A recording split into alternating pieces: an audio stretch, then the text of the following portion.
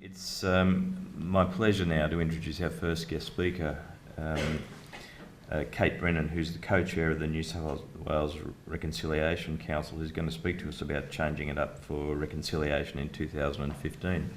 Kate's the co-chair of the New South Wales Reconciliation Council Management Committee, and she's a facilitator at Glebe Treehouse, Glebe Schools Community Centre. Kate served on the Management Committee of the New South Wales Reconciliation Council as a non-Indigenous co-chair for the last 2 years. Kate's proud to be part of this movement and to stand alongside our state members who are the day-to-day beating heart of reconciliation. Kate brings the knowledge of working for communities in both rural and urban settings to the role of the co-chair. In her time as co-chair, Kate's planned and convened board visioning days, attended meetings with New South Wales parliamentarians, sorry about that, and senior bureaucrats, that's probably even worse, to promote the work of the organisation and members, and attended local reconciliation groups to meet members and hear about local work and supported development of policy. So welcome to Nepean Hospital, Kate, and we look forward to hearing from you.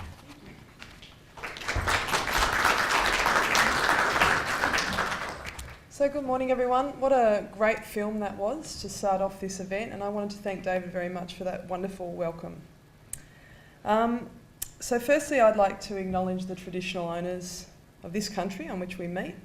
I'd like to acknowledge elders past and present who have been the custodians of this land.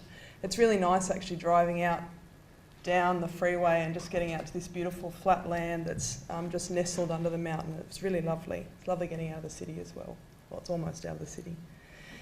So my name's Kate, and I'm the co-chair of the New South Wales Reconciliation Council Management Committee. The New South Wales Rec Council is dedicated to a just, fair and equitable country for all the people who live here. In Australia, we know that outcomes on many levels for Indigenous people are far behind those of non-Indigenous people, and we feel that true reconciliation, being the bringing together of Aboriginal people and Torres Strait Islander people with other Australians, as was said in that film, will help each of us to understand the issues that are being faced. It will bring about a more just, harmonious and equitable society. So reconciliation isn't really something that someone just decides to do. It's sort of more of a process, I guess. Reconciliation has elements of truth, of justice, forgiveness, healing, reparation, and dare we say it, love. So I wanted to share just a little tiny bit of my story, if you'll let me indulge. I'm an English-Irish descendant, and I've learnt from spending time with Aboriginal and Torres Strait Islander people how to understand my own heritage a little better. I'm a fourth generation Australian. My parents, my grandparents, and some of my great-grandparents were born on Gadigal land of the Eora Nation. So I am both a guest here, and I'm also from this land. I grew up in Sydney in the 70s and 80s, in a time when Aboriginal and Torres Strait Islander stories were not reaching the ears of most Australians, where shame and the legacy of entitlement was still rendering much of non-Indigenous Australia deaf. So I was very, very lucky, I feel, that I had a dad who was like a mad camper, and he used to take us all the time out on country and being out in the bush. And when I was 14, he took us on a trip, and I was the eldest of 3 kids. So he took us on a trip with his young family to Central Australia and out to Uluru. And it was that trip, and it was that land and the heart of this country that really just shook me awake.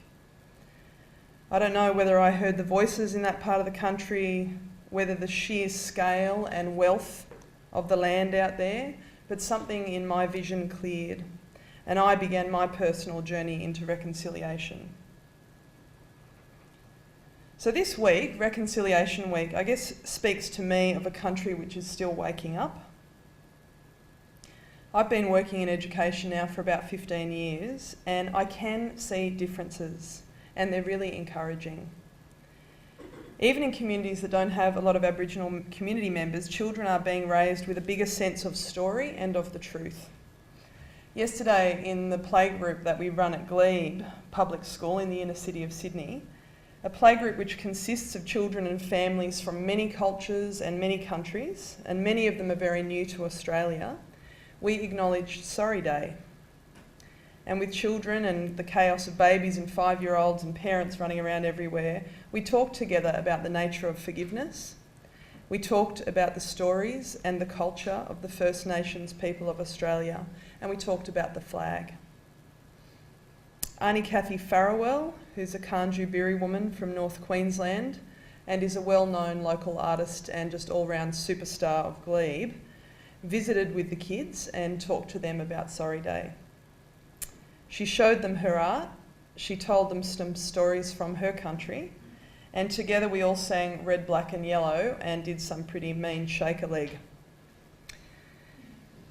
So I'm excited that we are seeing changes, you know. It's a change from the way I was reared in Sydney 30-ish years ago. I'm reassured that when we hear of national curriculum being developed around Aboriginal languages, I'm proud to be involved in community events across the state where people are acknowledging Reconciliation Week in a huge range of different ways. I'm inspired when I see the Aboriginal flag flying from buildings all over the city. A sense that change is in the air. I'm hopeful that children, from when they are tiny in this country, will be hearing the truth, that they will learn about the strengths and resilience of Aboriginal and Torres Strait Islander people, and it's going to change the way that we all move forward together. There's still a lot to do, and my personal sense is if we wait for politicians and systems to guide us, we're going to be waiting too long. It's up to each of us, and this is why Reconciliation Week, that we must seek out our personal stories and our journeys of reconciliation, just like those ones in the video, to understand our own footprints on this sacred country. So I encourage non-Indigenous people to grab each and every opportunity you can to listen and learn, offer your support and share your story with others. We must continue to shake ourselves awake, to open our eyes, our ears and our hearts. I thank Aboriginal and Torres Strait Islander people for their patience and often tireless companionship and their guidance on this journey. So I'm very proud to be supporting an organisation of members, the New South Wales Reconciliation Council, that plays a part in ending deafness or misunderstanding for the next generation. We do a schools reconciliation challenge once a year, and that draws about anywhere between 600 and 1,000 entries from across the state of kids who are exploring ideas of reconciliation through art. The council, through this and other events, aims to create mutual pathways of learning and understanding. The path towards reconciliation will provide space required for healing, for deep understanding, for new growth and new direction. So I'd ask you today to consider what a reconciled country is like for you.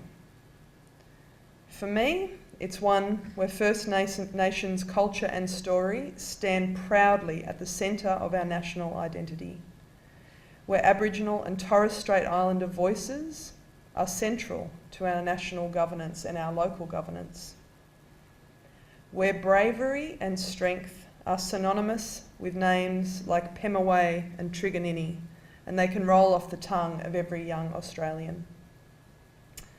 So thank you very much for inviting me out here to the Nepean, by the Nepean Aboriginal Health Education Team, and let's hope year by year this auditorium fills up and people are waiting outside to come in and hear some of the amazing stories and voices that were in that video and that you'll hear today.